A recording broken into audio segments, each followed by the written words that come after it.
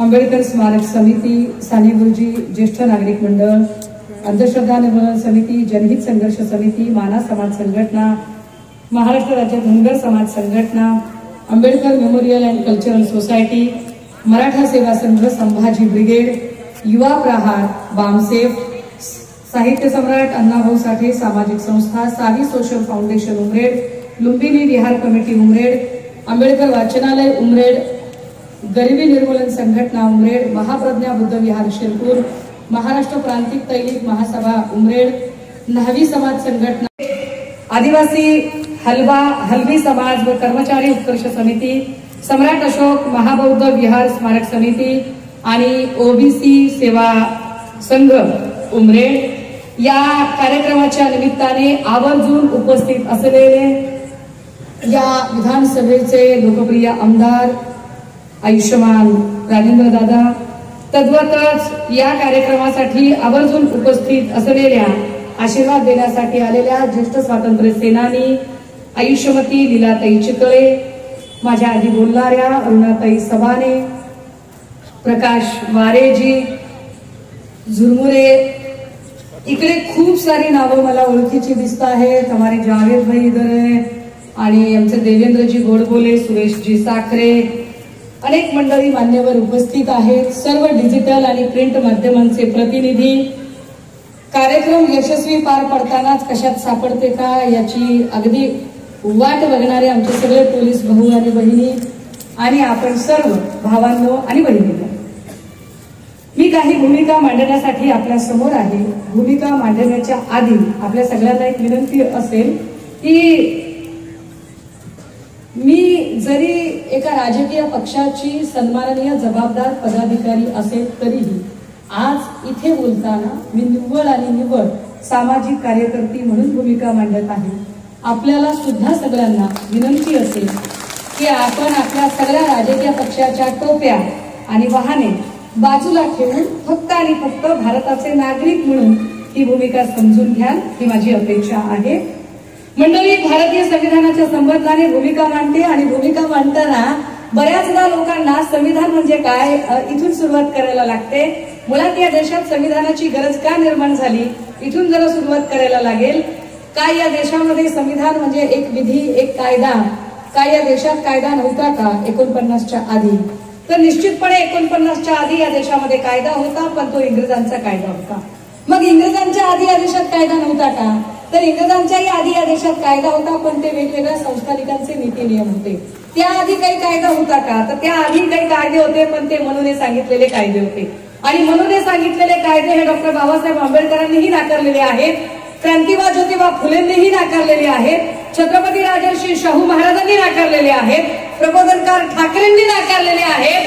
त्यामुळे मी नाकारल्यावर फार आश्चर्य वाटायचं कारण नाही. ते माझ्या तमाम आदर्शांनी नाकारलेला म्हणूनचा कायदा आहे. बरं, आता जरा पुढे जाऊया.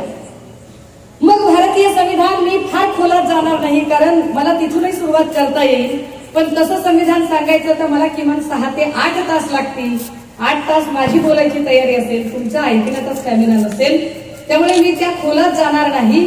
पण एक नक्की की संविधान विकसित होत असताना ते 1871चा पहिल्यांदा 1861, त्यानंतर 1871, 1909चा कायदा, 1914चा कायदा, 1919चा कायदा आणि 1935चा कायदा, हे 4 महत्वाचे कायदे जरा अभ्यासावे लागतात. नंतर स्वातंत्र्याचा 1947चा कायदा आणि मग आपण घटना आपली तयार करायला घेतो. तेव्हाचा घटना तयार होताना बऱ्याच लोकांचे, त्यातली त्या RSSचे काही आक्षेप आहेत. हे लाईव्ह बघणारे म्हणजे इथे खूप सारे चॅनल लाईव्ह करत आहेत, त्यांच्या मार्फतही आणि या सभेमध्ये काही खबरे आले असतील तर त्यांच्या मार्फतही आपण RSS आणि त्या तमाम शक्तींपर्यंत ही गोष्ट पोहोचवली पाहिजे. कारण जे विस्परिंग कॅम्पेनने प्रचार करतात ही घटना एकट्या बाबासाहेबांनी लिहिली का, घटना एकट्या बाबासाहेबांनी लिहिली का, तर नो डाऊट घटना समितीमध्ये अनेक पदाधिकारी होते, अनेक जण होते. म्हणजे डी.पी. खेतानांपासून तर अनेक लोकांनी घटनेमध्ये काम केलं. पण तरीही बाबासाहेबांना घटनेचे शिल्पकार असं का म्हटलं गेलं? त्याचं साधं सोपं कारण आहे. मसुदा समितीवर बाबासाहेब काम करत आहेत आणि शिल्पकाराचं काम काय असतं की एका साचेबंदतेतून एक मूर्ती साकारायची असते. जे जे जास्तीचं आहे ते काढून टाकावं लागतं, जिथे कुठे कमी आहे तिथे ते बसवावं लागतं, असं करून ती मूर्ती साकार करावी लागते. आणि हे महत्वाचं काम ड्राफ्टिंगला फायनल, ज्याला आपण प्रूफ करेक्शन, प्रूफ रिडिंग किंवा अतिशय महत्वाचं की सगळ्या जगाचा अभ्यास करून या देशाच्या आर्थिक, सामाजिक, राजकीय, धार्मिक, सांस्कृतिक परिस्थितीला साजेशी अनुरूप अशी घटना तयार करण्याची जबाबदारी अत्यंत महत्वाची बाबासाहेबांवर होती. तरीही जेव्हा म्हणतात की पण एकटेच का, तर त्याचं उत्तर RSS वाल्यांनी माझ्याकडून घेण्याच्या ऐवजी दिल्लीच्या सेंट्रल हॉल, अशोका हॉल कडून घ्यावं. ज्या दिल्लीच्या सेंट्रल हॉलला अशोका हॉल असं म्हटलं जातं, जिथे महामहिम राष्ट्रपती पदाची सूत्र स्वीकारणाऱ्या व्यक्तीची शपथ होते, त्या हॉलमध्ये जो संविधान दिवसचा जो फोटो लावलेला आहे, या फोटोमध्ये बाबासाहेब एकटे संविधान देत आहेत आणि सगळे संविधान घेत आहेत. आता हे इतकं सोपं का सांगितलं, कारण मला याच्यातलं खूप जास्त थेरॉटिकल मांडता येईल, पण त्याच्यात वेळ जास्त जाईल आणि मला महत्वाचे वर्तमान मुद्दे मांडायचे आहेत. मला वाटतं इतना काफी है, एक ही और बहुत सॉलिड इतना काफी है की बाबासाहेब एकटे संविधान देत होते आणि बाकीचे लोक संविधान घेत होते. ही प्रातिनिधिक फोटो फार महत्वाचं आहे. आता जरा पुन्हा पुढे येऊया. संविधान जेव्हा 2 वर्ष 11 महिने 18 दिवस वगैरे वगैरे तयार झालं, सगळं संविधान तयार झालं आणि संविधान सभा ज्या दिवशी संविधान समर्पित करत होती, त्या दिवशी जी उद्देशिका लिहिली गेली, त्या उद्देशिकेचं आपल्या सगळ्यांकडून वाचन झालं. ज्या उद्देशिकेचं आपण हात वगैरे पुढे करून, मला वाटतं असं वाचन किमान याच्यातल्या 50% लोकसंख्येने 5-50 वेळा केलेलं आहे. ठीक आहे, तुमच्यापैकी अनेकांनी ऐकलेलं आहे, काही जणांच्या ऑफिसेसमध्ये आहे, काही सरकारी कार्य म्हटलं जातं. ज्याला जगातल्या नामवंत लोकांनी नावाजलं, त्याचे लेखक स्वतः या देशाचे पहिले पंतप्रधान जवाहरलाल नेहरू. आणि नेहरूंनी ज्या वेळेला ही उद्देशिका लिहिली, त्यावर परत काही एडिटिंगचे संस्कार बाबासाहेबांकडून झालेत आणि त्याचे 3 भाग महत्वाचे होतात. इथून आता आपण नागरिक शास्त्राचा वर्ग सुरू करूया. आता आपला वर्ग, दादा हो, संविधानात उद्देश पत्रिका अत्यंत महत्वाची. उद्देश पत्रिकेचे 3 महत्वाचे भाग, त्यातला पहिला भाग आहे उद्देशिकेचा, प्रस्ताविकाचा. तो म्हणजे घटनेची निर्मिती कशी झाली, ही घटना निर्माण कुणी केली, ज्याला आम्ही इंग्रजीत म्हणतो origin of the constitution. UPSC MPSC चे लेकर असतील तर जरा काळजीपूर्वक ऐका, कारण हा भाग 14 मार्काला तुमच्या MPSCच्या सिलेबसमध्ये आहे, UPSCला पण हा सिलेबसला आहे. जे नव्यानं आमचे पोलीस भरती PSI झालेली लेकर असतील त्यांना सुद्धा हा भाग व्यवस्थित कळेल, जे मी सांगायचा प्रयत्न करते. संविधानाची उद्देश पत्रिका, त्याचा पहिला भाग घटनेची निर्मिती, ओरिजिन ऑफ द कॉन्स्टिट्यूशन. ही घटना निर्माण कुणी केली? संविधान सभेच्या वेगवेगळ्या जेव्हा बैठका चालू होत्या आणि त्या बैठकांमध्ये चर्चा चालू होत्या की याची सुरुवात कशी करावी, घटना कुणी तयार केली, त्यावेळेला वेगवेगळ्या धर्माचे जे प्रतिनिधी होते ते प्रतिनिधी आपापल्या परीने भूमिका मांडत होते.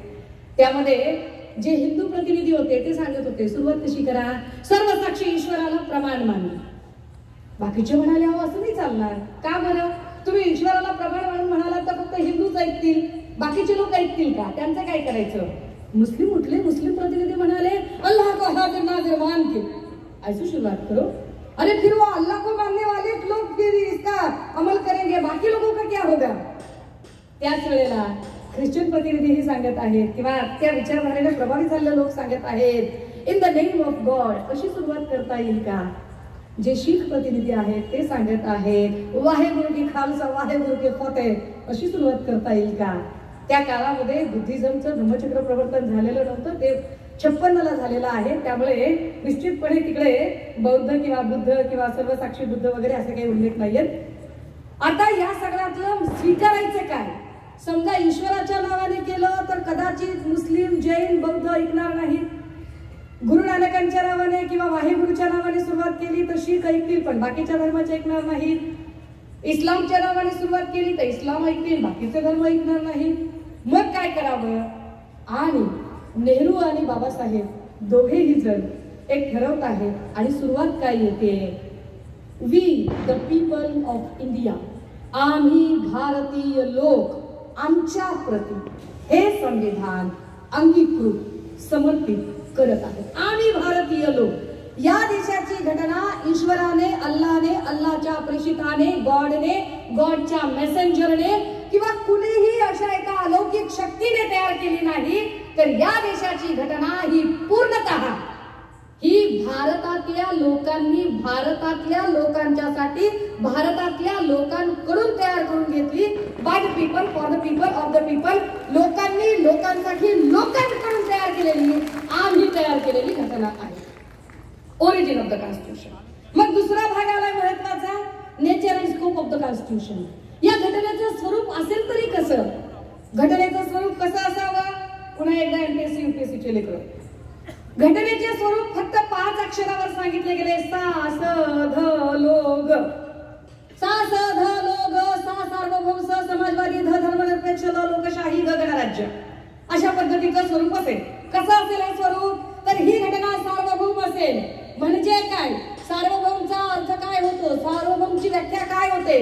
तर सार्वभौमची व्याख्या अशी होते की एक अशी यंत्रणा जी बाह्य बंधनापासून मुक्त असेल आणि ती अंतर्गत सर्वोच्च अधिकार शक्ती असणारी असेल।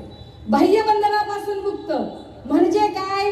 आतापर्यंत जे काही या देशात चाललं होतं त्यावर इंग्रजांचा अंमल चालू होता, इतर देशांचा अंमल चाललेला होता, आपला अंमल नव्हता। इथून पुढे आपल्या देशावर आपलाच अंमल असेल, सर्वोच्च शक्ती ही आपल्याच देशाची असेल आणि अंतर्गत शक्ती सुद्धा आपल्याच देशाची असेल। त्याला म्हटलं गेलं सार्वभौम शक्ती। सार्वभौमच्या निमित्ताने अजून एक समजून घ्या, राष्ट्र आणि राज्य यामधला फरक। राष्ट्र कशाला म्हणायचं आणि राज्य कशाला म्हणायचं? काही लोक म्हणतील की भारत हे राष्ट्र आहे आणि महाराष्ट्र हे राज्य आहे। चूक, एकदम चूक। राज्यशास्त्राच्या भाषेमध्ये महाराष्ट्र हे राष्ट्र आहे, कर्नाटक हे राष्ट्र आहे, तमिळनाडू हे राष्ट्र आहे आणि भारत हे राज्य आहे। कसं पटवून देऊया? साधं सोपं नीट समजून घ्या की राष्ट्रीय संकल्पनेसाठी एकत्वाची भावना फार गरजेची असते, पण राज्य या संकल्पनेसाठी 4 महत्त्वाचे घटक लागतात। एक भूप्रदेश, दुसरं सरकार, तिसरं या भूप्रदेश, सरकार, सार्वभौमत्व आणि लोकसंख्या।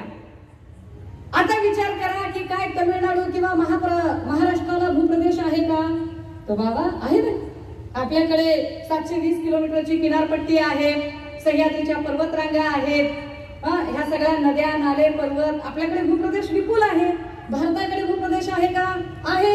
एकीकडे कन्याकुमारी आहे, काश्मीर आहे, 3 बाजूंनी महासागरांनी वेढलेला आहे, हिमालय पर्वत आहे, चौथ्या बाजूला भूप्रदेश भारताला पण आहे। काय आपल्याकडे लोकसंख्या आहे का? एवढ्या एका बाबतीत आमचा विचार नका, हे आमच्याकडे सगळ्यात जास्त आहे। ते भारतात, महाराष्ट्रात विपुल प्रमाणात आहे, लोकसंख्या आहे आमच्याकडे। काय आमच्याकडे सरकार आहे का? आता आहेच म्हणायचं, काय करणार? आहेच म्हणायला लागेल की आमच्याकडे भारतातही सरकार आहे आणि महाराष्ट्रातही सरकार आहे। भारतातलं सरकार तसं फार अवतारी पुरुषांचं सरकार आहे। आज काय पायलटच झाले होते म्हणे, तर असं आपल्याकडे सरकार आहे, भारतात सरकार आहे। महाराष्ट्रात सरकार आहे का? तर महाराष्ट्रात पण सरकार आहे, म्हणजे काही का असे ना, हो, पण सरकार आहे, भले ते पक्ष फोडून का असे ना, पण सरकार आहे। बरं, सार्वभौमत्वाची काय परिस्थिती आहे? बरं, सार्वभौमत्व महाराष्ट्राकडे आहे का? सार्वभौमत्व म्हणजे काय? निर्णय घेणारी सर्वोच्च यंत्रणा जी बाह्य बंधनापासून मुक्त असेल, तर महाराष्ट्राच्या अंतर्गत निर्णय घेणारी सर्वोच्च यंत्रणा ही फडणवीस, पवार, शिंदेची आहे, हे नक्की, पण ती बाह्य बंधनापासून मुक्त आहे का? नाही।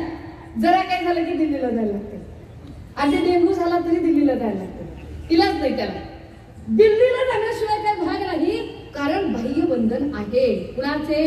दिल्लीचे, केंद्राचे बंधन आहे। ओके, पण भारताचा विचार केला तर सर्वोच्च यंत्रणा कोणती निर्णय घेणारी? तर पंतप्रधान, राष्ट्रपती। बाह्य बंधनापासून मुक्त आहे का? निश्चित मुक्त आहे, कारण तिथे कुणाचे बंधन नाहीये। म्हणजेच काय? भारत हे राज्य आहे। म्हणूनच आपण म्हणतो की भारत हे संघराज्य आहे आणि महाराष्ट्र हे घटक राज्य आहे, म्हणजे राज्याचा घटक आहे। घटक राज्य शब्दाचा सामासिक विग्रह काय येतो? राज्याचा घटक आहे। मला जेवढं सोपं करून सांगता येईल कायदा, मी तेवढं सोपं करून सांगायचा प्रयत्न करते। तर ही देशाची राज्यघटना कशी असेल? सार्वभौम असेल, म्हणजे बाह्य बंधनापासून मुक्त असेल। एक दुसरा महत्वाचा शब्द येतो सार्वभौम समाजवादी. समाजवादी असेल ही घटना. समाजवादी असेल म्हणजे कशी? जेव्हा देश स्वतंत्र झाला तेव्हा संपूर्ण जग दोन मोठ्या विचारधारांमध्ये, दोन अर्थव्यवस्थांमध्ये विभागलेलं होतं. एक होती भांडवलदारी अर्थव्यवस्था, म्हणजे काय, सगळी उत्पन्नाची साधनं व्यक्तिगत मालकीची असतील, जी अमेरिकेची व्यवस्था होती. एक होती जी उत्पन्नाची सगळी साधनं राज्याच्या मालकीची असतील, म्हणजे रशियाची साम्यवादी व्यवस्था होती. या दोन्हीकडे जाणं आपल्याला परवडणार नव्हतं, म्हणून आपण एक मध्यम मार्ग निवडला की काही उद्योग राज्याच्या मालकीचे, काही उद्योग व्यक्तीच्या मालकीचे. आम्ही असा मध्यम मार्ग निवडत आहोत. आम्ही समाजवादी आहोत. आम्ही मध्यम मार्गी आहोत. ना आम्ही कॅपिटलिस्ट आहोत, ना आम्ही कम्युनिस्ट आहोत. आम्ही कम्युनिस्ट का नाही आहोत त्याचं अजून एक कारण आहे की कम्युनिस्टांचा विचार रशिया मधल्या लोकांमध्ये जो रुजला तो अजून वेगळ्या पद्धतीने. रशियामध्ये क्लास कॉन्फ्लिक्ट होता, किंवा मार्क्स जे सांगत होता तो वर्ग संघर्ष सांगत होता. भारतामध्ये वर्ग संघर्षापेक्षा सुद्धा जात संघर्ष फार मोठा आहे. इथे क्लास कॉन्फ्लिक्ट नाहीये, इथे कास्ट कॉन्फ्लिक्ट आहे. चला जरा पुढे जाऊया. सार्वभौम समाजवादी धर्मनिरपेक्ष. कशी असेल ही घटना? हा कायदा कसा असेल? हा कायदा धर्मनिरपेक्ष असेल म्हणजे काय? कुठल्याही एका धर्माचे वर्चस्व या कायद्यावर असणार नाही. कुठलाही एक धर्म या राज्याचा, या देशाचा प्रमुख धर्म म्हणून ओळखला जाणार नाही. उदाहरणादाखल जेवढं समजेल तेवढं सोपं करून सांगायचा प्रयत्न करते. पोलीस दादा तेवढ्या लांबून चेहरा दिसायचा नाही, रेकॉर्ड करायला असं पुढे या. आणि लय कायदा माझ्या बापाने लिहिलाय, तुम्ही काहीच काळजी करू नका. माझ्या बापाने लिहिलं काय? काय सांगितलं मी? तिसरा शब्द धर्मनिरपेक्ष. विचार करा की पाकिस्तान असेल, इराण, इराक, कुवेत, इस्रायल असेल, ही राष्ट्र इस्लामिक राष्ट्र म्हणून ओळखली जातात. जपान असेल, नेपाळ असेल, थायलंड असेल, चायना असेल, तिबेट असेल, ही राष्ट्र बौद्ध राष्ट्र म्हणून ओळखली जातात. अमेरिका असेल, इटाली असेल, किंवा फ्रान्स असेल, इंग्लंड असेल, ही राष्ट्र ख्रिश्चन राष्ट्र म्हणून ओळखली जातात. पण भारत असं एका नावाने ओळखलं जात नाही. भारतामध्ये सगळ्याच धर्मांचे सह अस्तित्व आहे. भारतामध्ये हिंदू आहेत, बौद्ध आहेत, ख्रिश्चन आहेत, जैन आहेत, सगळ्याच धर्माचे लोक भारतामध्ये राहतात. त्यामुळे भारतात सर्व धर्म समभाव आहे. India is a secular state, धर्मनिरपेक्ष राज्य आहे.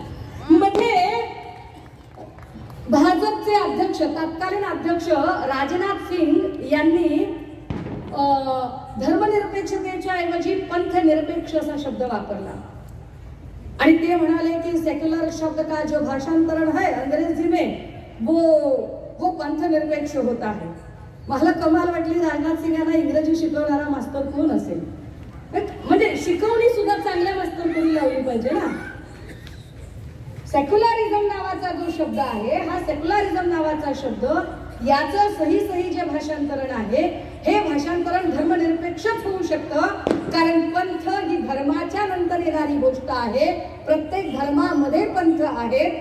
मग ते हिंदूमध्ये शैव वैष्णव असतील, जैनांमध्ये श्वेतांबर दिगंबर असतील, अगदी त्याच पद्धतीने बौद्धांमधले पंथ हिनयान महायान असतील, किंवा इस्लाममध्ये शिया सुन्नी असेल. प्रत्येक धर्मात पंथ आहेत.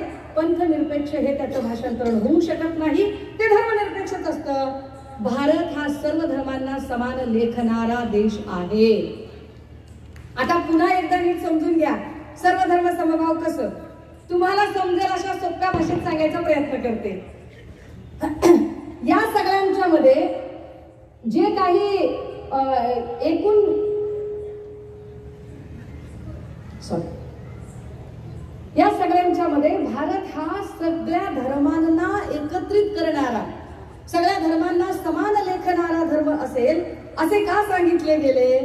तर त्याचं कारण, त्याचं एक सोपं उदाहरण सांगते. तुमच्या प्रत्येकाच्या घरामध्ये जे कॅलेंडर आहे, दिनदर्शिका आहे, ती कुठल्याही कंपनीची असू देत, ती कालनिर्णय असू देत, महालक्ष्मी असू देत, बौद्ध पद्धतीची असू देत, इस्लामिक पद्धतीची असू देत, कुठल्याही पद्धतीची असू देत, या कॅलेंडरला जर तुम्ही काढून बघितलं तर या कॅलेंडरमध्ये सगळ्याच धर्माच्या नावाने तुम्हाला काही सण साजरे करण्याची सरकारी मुभा मिळते. जशी महाशिवरात्रीची तुम्हाला सुट्टी मिळते किंवा दिवाळीची सुट्टी हिंदूंना मिळते, अगदी त्याच पद्धतीने मुस्लिमांना ईद ए मिलाद असेल, रमजान ईद असेल किंवा बकरी ईद असेल, त्याची सुट्टी मिळते. त्याच पद्धतीने जैन भावंडांना महावीर जयंतीची सुट्टी मिळते किंवा ख्रिश्चन भावंडांना गुड फ्रायडे, इस्टर संडे आणि नाताळाची सुट्टी मिळते. त्याच पद्धतीने शीख भावंडांना गुरु नानक जयंतीची सुट्टी मिळते. म्हणजे इथे सगळ्याच धर्माचे सण उत्सव सारख्याच पद्धतीने साजरे केले जातात. पण हे बऱ्याच लोकांच्या लक्षात येत नाही. असो, आपण त्याच्यावर पुन्हा जाऊया. आता याच्यानंतर पुन्हा जरा पुढे जाऊया की सार्वभौम समाजवादी धर्मनिरपेक्ष कशी असेल ही घटना. ही घटना लोकशाही मूल्यांना जपणारी असेल. लोकांनी लोकांसाठी चालवलेले राज्य म्हणजे लोकशाही. ही घटना लोकशाहीची असेल. या घटनेमध्ये प्रत्येकाला एक अधिकार असेल. ते अधिकार काय असतील ते पुन्हा अजून आपण कलम बाय कलम समजून घेऊया. मला उद्देश पत्रिका जरा थोडक्यात तुम्हाला समजावून सांगायची आहे. मग सांगितलं गणराज्य कशी असेल घटना, तर गणराज्य पद्धतीची असेल. गणराज्य म्हणजे काय, तर त्याच्यात सांगितलं king should be born by the ballot box, it should not be born by the king stomach. राजा राजाच्या पोटी नाही, राजा मतपेटीतून जन्माला आला पाहिजे. राजा राजाच्या पोटी नाही, राजा मतपेटीतून जन्माला आला पाहिजे. अशा पद्धतीची ही घटना सांगितली आणि भाजपने नेमका या वाक्याचा त्यांना वाटेल तसा अर्थ लावायला सुरुवात केली. भाजप असं म्हणालं की अरे जर तुम्ही म्हणताय की घराणेशाहीला विरोध आहे तर मग तुमच्याकडे कशी काय घराणेशाही चालते, कुठे घराणेशाही चालते. एक लक्षात घ्या, नेहरूंच्या नंतर फक्त नेहरूंच्या कन्या आहेत म्हणून इंदिराजी लगेच पंतप्रधानाच्या गादीवर बसल्या नाही. तर नेहरूंच्या नंतर इंदिराजींना लोकांमध्ये जावं लागलं, निवडणूक लढवावी लागली आणि निवडणूक लढवल्यावर जिंकल्यानंतर त्या आल्या, हरल्यानंतर त्यांनाही पायउतार व्हावं लागलं. राहुलजी जेव्हा हरतात त्यावेळेला ते पायउतार असतात. ते जिंकले तर त्या गादीवर बसतील, लोकांमधून जिंकले तर बसतील, नाही जिंकले तर नाहीच बसणार. इतकं सरळ आहे ते. त्यामुळे भाजपाने जे चुकीचे अर्थ लावून चुकीचे प्रचार करण्याचा प्रयत्न केला तो फार मनोरंजक आहे आणि त्या रंजक प्रवासाकडे आपण हळूहळू जाणार आहोत. भारतीय राज्यघटनेचा निर्मिती कुणी केली तर आम्ही केली. नेचर अँड स्कोप कसा असेल तर सा स ध लो ग सार्वभौम समाजवादी धर्मनिरपेक्ष लोकशाही गणराज्य असेल. एम्स अँड ऑब्जेक्ट्स काय असतील, ही घटना का तयार केली आहे, ह्या घटनेचं उद्दिष्ट काय आहे, एम काय आहे, याचा आखरी मंजिल काय आहे, कशासाठी आहे, तर त्यात सांगितलं, साधं सोपं सांगितलं, सामाजिक आर्थिक राजनैतिक न्याय. सामाजिक आर्थिक राजनैतिक न्याय. सामाजिक न्याय म्हणजे काय, व्यक्ती व्यक्तीमध्ये भेदाभेद असणार नाही. हा लहान तो मोठा, हा नीच तो उच्च, हा स्पृश्य तो अस्पृश्य असा कुणालाही भेद करता येणार नाही. सामाजिक न्यायाच्या प्रस्थापनेचे तत्व जोपासले जावे ही प्रधान भूमिका आणि यासाठीच कायदा काम करेल असे सांगितले गेले. आता असं होतंय का, असा जेव्हा तुम्ही प्रश्न विचारता तेव्हा मात्र त्याचं उत्तर देणं कठीण जातं. कारण आपण अनेक ठिकाणी बघतो, म्हणजे बाकीच्या सगळ्यांचं जाऊ द्या बाबा, पण कायद्याची बूज ठेवणारी जी आमची सगळी पोलीस यंत्रणा असते, जे आमचे हे सगळे पोलीस भावंड इथं बंदोबस्तासाठी आहेत, त्यांच्याकडून तरी तो सामाजिक न्याय प्रस्थापित करण्याचा विचार केला जातो का. तर सत्ताधाऱ्यांचा किंवा फार मोठा कुणी गेला तर त्याची FIR लिहून घेतली जाते, विरोधकांमधला गेला तर FIR होतच नाही. दादा तुम्ही तुमच्यात म्हणाला, तुम्ही विचार करा बरं का, माझं काहीच नाही त्याच्यामध्ये. म्हणजे काही पोलिसांच्या चेहऱ्यावर स्मित हास्य उमटतं, याचा अर्थ माझ्या बोलण्याला एक मुखसंमती सुद्धा मिळते. असो, सामाजिक न्याय प्रस्थापित झाला पाहिजे, आर्थिक न्यायही प्रस्थापित झाला पाहिजे. आर्थिक न्याय म्हणजे काय, सत्ता आणि संपत्तीचे फेरवाटप करताना प्रत्येकाला आपली रोजीरोटी सम्यक मार्गाने मिळवण्याची संधी मिळाली पाहिजे. तिसरं सांगितलंय राजनैतिक न्याय. आता हा राजनैतिक न्याय म्हणजे काय, तर राजनैतिक न्यायामध्ये दोन महत्वाच्या गोष्टी येतात. ते म्हणजे एक व्यक्ती एक मत, हे फार महत्वाचं आहे. जर ते तसं नसतं तर कदाचित गावखेड्यातल्या, झोपडपट्टीतल्या, गरीब वस्तीतल्या, अगदी छोट्या वस्तीतल्या लोकांना पुढाऱ्यांनी हिंग लावून सुद्धा विचारलं नसतं. तो एक मताचा अधिकार आहे म्हणून निवडणुकीत का होईना झोपड्या झोपड्यांमध्ये ते झुकून झुकून हात जोडून जातात, ही या संविधानाची देण आहे की तो एका मताचा अधिकार आहे. आणि ते एक मत कसं आहे तर इथल्या अदानी अंबानीला सुद्धा एकच मत देण्याचा अधिकार आहे. असं नाही की अदानी अंबानी म्हणजे तो जसा हजारो शेअर्स विकत घेऊ शकतो आणि आपले मित्र असणाऱ्या शेठजींच्या मदतीने करलो दुनिया मुठ्ठी में म्हणू शकतो, तसा तो इकडे करलो बॅलेट बॉक्स मुठ्ठी में म्हणू शकत नाही. त्याला सुद्धा एकच मत देण्याचा अधिकार आहे. आणि अगदी गावखेड्यातल्या गरीब झोपडपट्टीतल्या फुटपाथवर राहणाऱ्या माणसाला त्याला सुद्धा एकच मत देण्याचा अधिकार आहे. हा राजनैतिक न्याय आहे. राजनैतिक न्यायाचं अजून एक दुसरी कंडिशन अशी आहे की 18 वर्ष पूर्ण करणारी व्यक्ती ती कुठल्याही जातीची असो धर्माची असो, जात धर्म लिंग याची कुठलीही अट न ठेवता 18 वर्ष पूर्ण करणाऱ्या प्रत्येक व्यक्तीला मत देण्याचा अधिकार आहे. आणि 21 वर्ष पूर्ण करणाऱ्या प्रत्येकाला निवडणुकीला उभं राहण्याचा अधिकार आहे. आता याच्यात अजून एक कॉन्ट्रोवर्सी येते की ताई ते त्याच्यामुळे असं झालंय ना की काही अडाणी लोक पण यायला लागले आहेत. असंही काही की बाबा मुझे डिग्री तब मिली थी, आप डिग्री दिखाच नाही सकता, असं पण असू शकतं. पण सुरुवातीच्या काळाला शिक्षण ही अट ठेवली गेली नाही. त्याचं काय कारण होतं तेही समजून घ्या. अगदी सुरुवातीच्या काळाला शिक्षण ही अट ठेवलीच गेली नाही.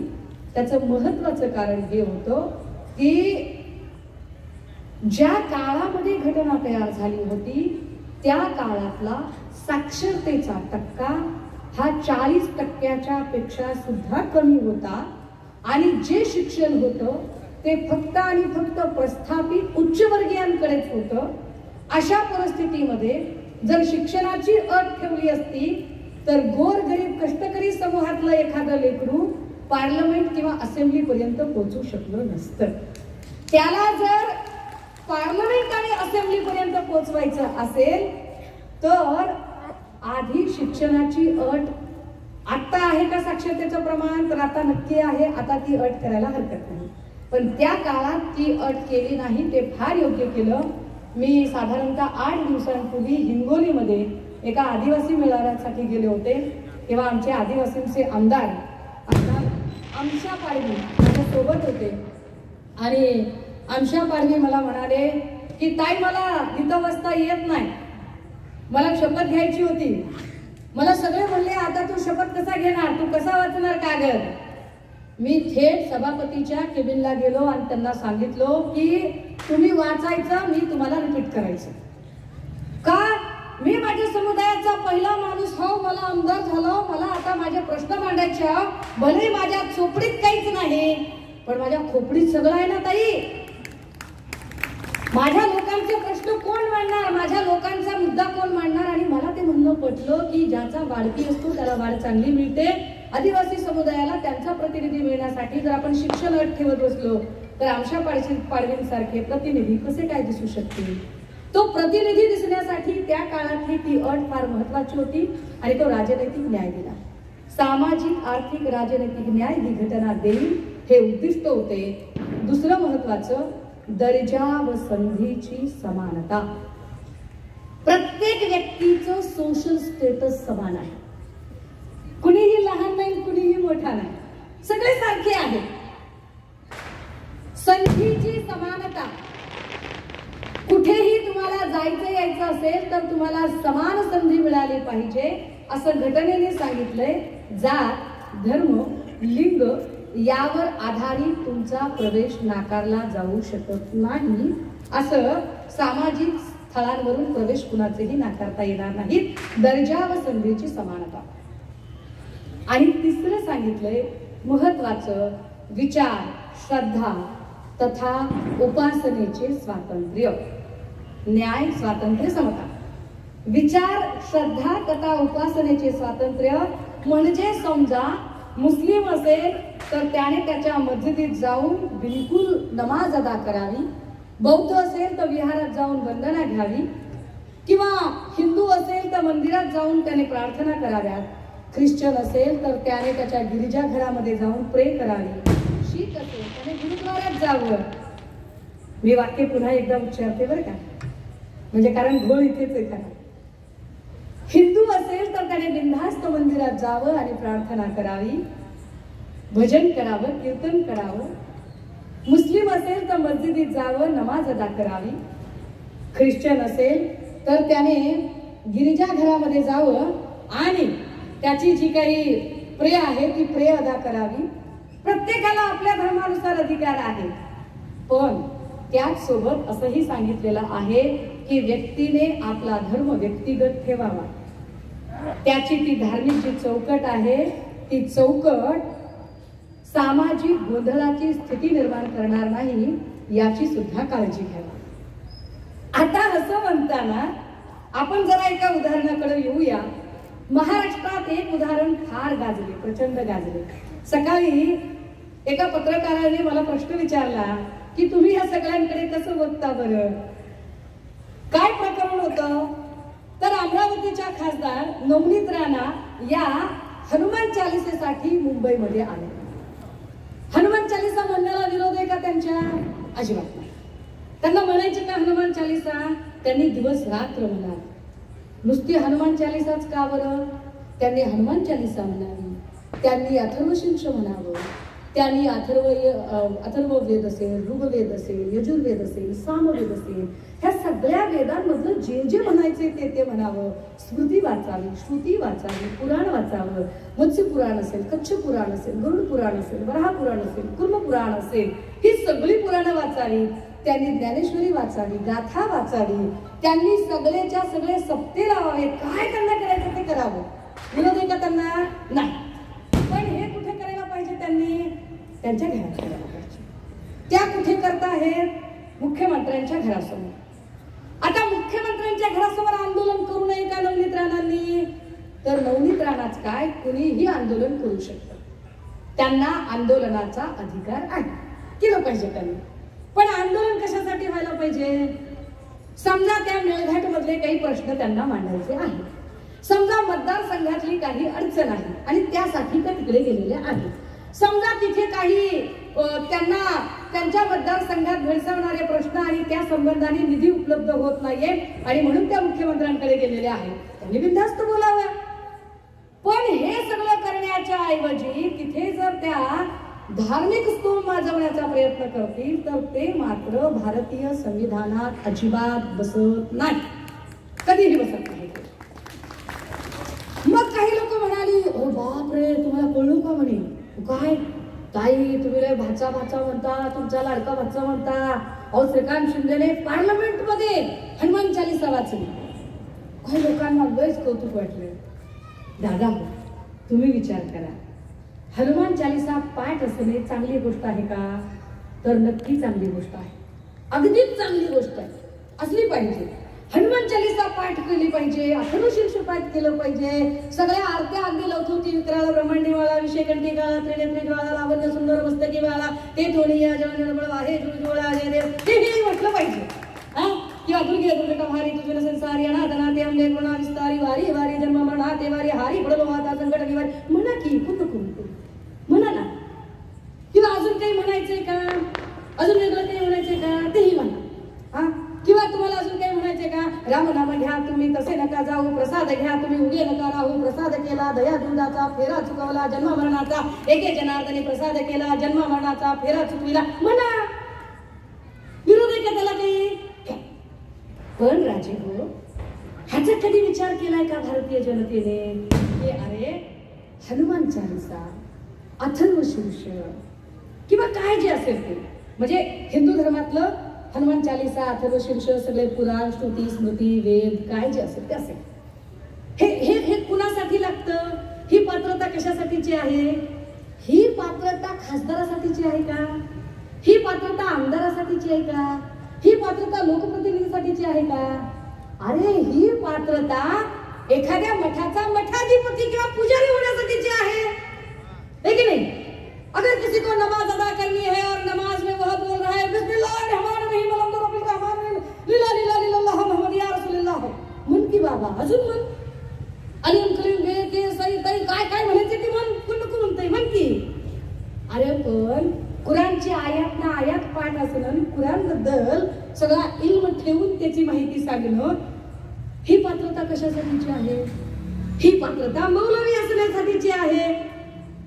बायबल माहिती असणं ही पात्रता फादर किंवा फॉस्टर होण्यासाठीची आहे.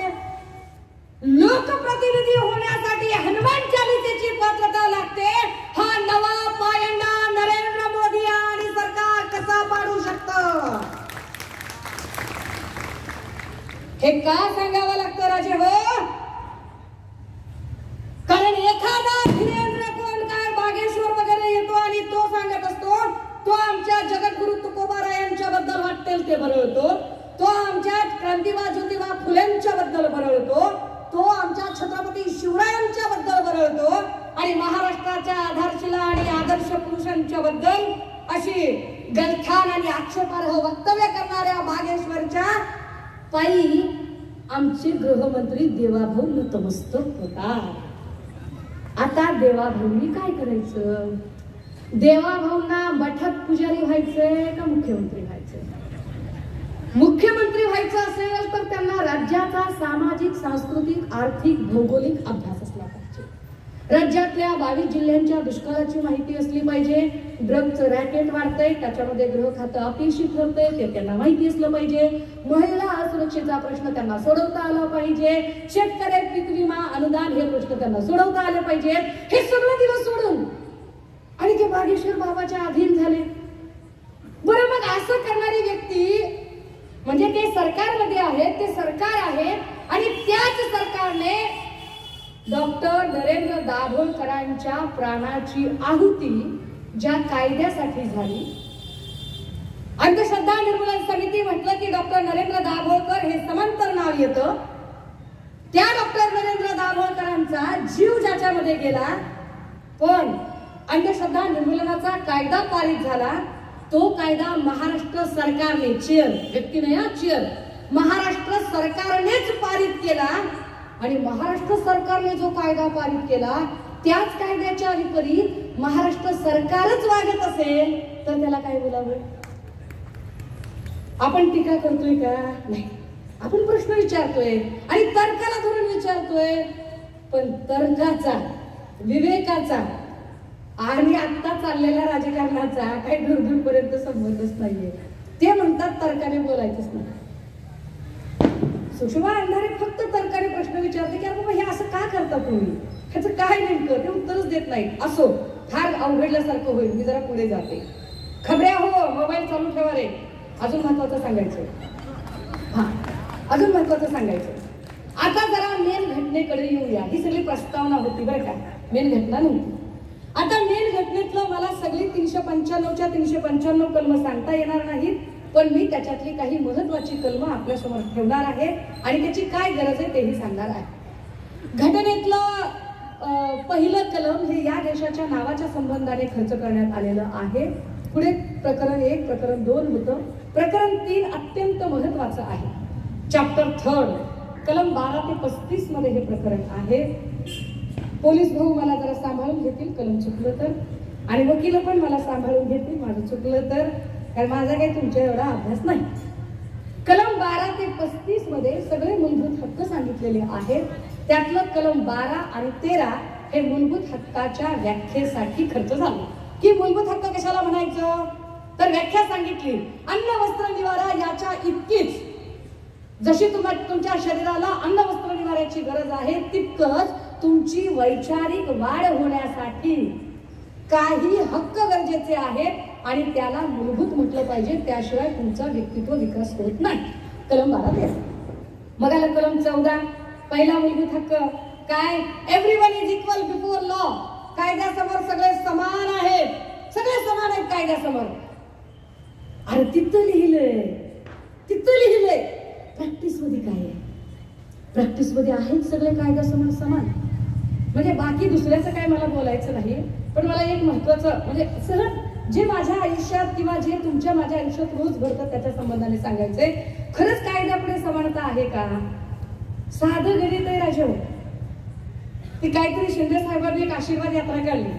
त्या आशीर्वाद यात्रेत एक रॅली निघाली, रॅलीमध्ये एक जीप निघाली आणि जीपवर काहीतरी घडलं. त्याचा ओरिजिनल व्हिडिओ काय बाहेर आलाच नाही. पण जे व्हिडिओ आहे ते डुप्लिकेट व्हिडिओ आहे असं म्हणत त्याच्यावरती गुन्हा नोंद करायचं ठरलं. कुठून लेकरं उचलली. जो त्या व्हिडिओला शेअर करेल किंवा लिहिल, काहीतरी मला वाटतंय तो म्हात्रे सुर्वेचा व्हिडिओ होता, जो त्या व्हिडिओला शेअर करेल त्याच्यावर केस टाकली आणि माणसं दना उचलली आणि मुले म्हणजे खऱ्याचं खोटं लबाडाचं तोंड मोठं म्हणल्यासारखं किती लेकरं उचलली तर पाक अमरावती गडचिरोली पासून कॉलेजची पोरं उचलली गेली. एकीकडे हे प्रकरण आहे, तात्काळ पोलीस कंप्लेंट लिहून घेतली, तात्काळ सगळं केलं. दुसरीकडे मी माझी एक पोलीस कंप्लेंट महाराष्ट्रातल्या सगळ्या पोलीस स्टेशनमध्ये नोंदवायला गेले आणि एकानेही ती नोंदवून घेतली नाही. Everyone is equal before law. कायद्यासमोर सगळे समान आहेत असं घटनेत सांगितलं जातंय, पण खरंच इथे कायद्यासमोर समानता म्हणून FIR लिहून घेतल्या जातात का? कायदा तसा आम्हाला ट्रीट करतो का? कायदा आम्हाला तसा समतेचा समानतेचा हक्क देतो का? अजूनही या देशातल्या तृतीयपंथीयांच्यावरती विरोध करणे किंवा तृतीयपंथीयांवरती शिवीवाचक शब्दांनी त्याचा वापर करणे हे अजून संपत नाही. खरं तर व्यक्तिप्रतिष्ठा म्हणून आपण हे सगळं जपलं पाहिजे, पण व्यक्तिप्रतिष्ठा नावाची गोष्ट अजूनही त्याला हरताळ फासण्याचा प्रयत्न होतोय. असो, कलम 15 ने सांगितले की सर्वांना समान संधी दिली पाहिजे. कलम 16 नेही सांगितलं की सर्व प्रकारची समता प्रस्थापित करण्यासाठी आपण कटिबद्ध आहोत. सगळ्यांना समान संधी देऊया. पण ही समान संधी देतानाच कलम 16(4) आलं. कलम 16(4) काय सांगते? याला एक्सेप्शनल असं म्हणतात, अपवादात्मक परिस्थिती, की सर्वांना समान संधी द्यायची आहे, मात्र ज्यांना संधीच मिळालेली नाहीये त्यांना अधिकची संधी द्यायची आहे. ज्यांना संधीच मिळाली नाही त्यांना अधिकची संधी म्हणजे काय? 1930 ला डॉक्टर बाबासाहेब आंबेडकरांनी स्टेट्स अँड मायनॉरिटीज नावाचं पुस्तक लिहिलं होतं, ज्याला संस्थाने आणि अल्पसंख्य समाज असं म्हटलं जातं. संस्थाने खूप वर गेले, अल्पसंख्य खूप खाली. संस्थानिकांचे काही अधिकार कमी करा, ते खाली येतील. अल्पसंख्याकांना काही अधिकार जास्तीचे द्या, ते वर येतील. आणि सगळे एका लाईन मध्ये येतील. संस्थाने आणि अल्पसंख्य समाज एकसारखा होईल. या पुस्तिकेला भारतीय राज्यघटनेची पूर्वपीठिका म्हटलं गेलेलं आहे, जी पुस्तिका बाबासाहेबांनी 1930 ला लिहिली, स्टेट्स अँड मायनॉरिटीज. आता ही जी घटनेची पूर्वपीठिका आहे त्यामध्ये अजून एक वाक्य महत्वाचं लिहिलंय. त्यात असं सांगितलंय, पिढ्यानपिढ्या ज्यांचे जगण्याचे अधिकार प्रस्थापित व्यवस्थेने नाकारलेले आहेत. पिढ्यानपिढ्या ज्यांचे जगण्याचे अधिकार प्रस्थापित व्यवस्थेने नाकारले आहेत ते अधिकार त्यांना परत देऊ. आता कोणते जगण्याचे अधिकार नाकारले आहेत? तर आपण पुराण काळापासून अनेक उदाहरणं बघतो की ठराविक समूहाला शिक्षणाची बंदी होती, त्यांना शिकू द्यायचं नाही. आपल्याला एकलव्याचं उदाहरण माहिती आहे की शिकायला लागला तर तुमचा अंगठा काढून घेतलं जाईल, blah blah blah blah blah.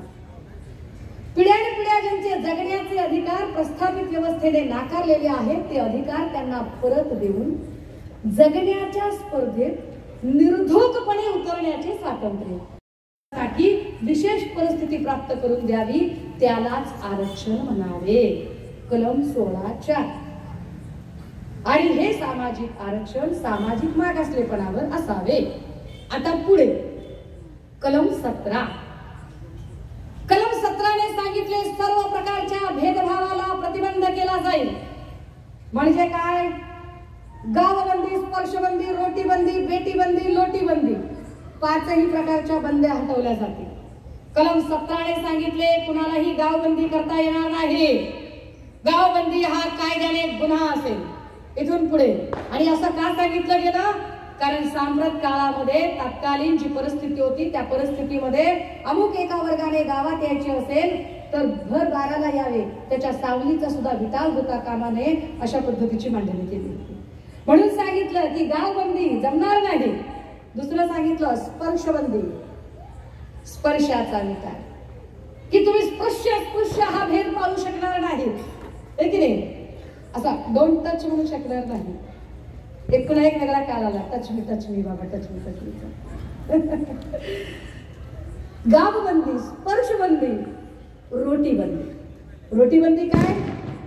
तर काही ठिकाणी आपल्याला आता ती बंद झाली, पण बऱ्यापैकी अशी काही हॉटेल्सची नावं दिसायची. शुद्ध जैन खानावळ, मराठा खानावळ, इस्लामिक बिर्याणी खानावळ अशी नावं दिसायची. कुठल्याही खानपानावर कुणाचीही कसलीही बंदी असणार नाही. कुठल्याही हॉटेलमध्ये खानावळीमध्ये तुम्हाला खायला जायचं असेल, if you have RuPay, pay the rupees, enjoy the food. तुम्हाला त्याच्यासाठी वेगळं काही निर्बंध असणार नाही. रोटीबंदी हटवली गेली. लोटीबंदी, लोटीबंदी म्हणजे काय?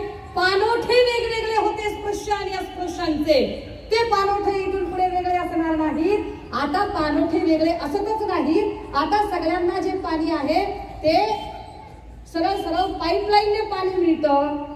कुठेतरी एके ठिकाणी टाकी असते आणि पाणी कोण सोडतं तेही आपल्याला कळत नाही.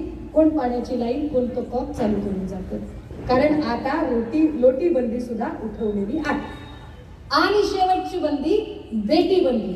बेटीबंदी म्हणजे काय? आंतरजातीय विवाहाला प्रोत्साहन.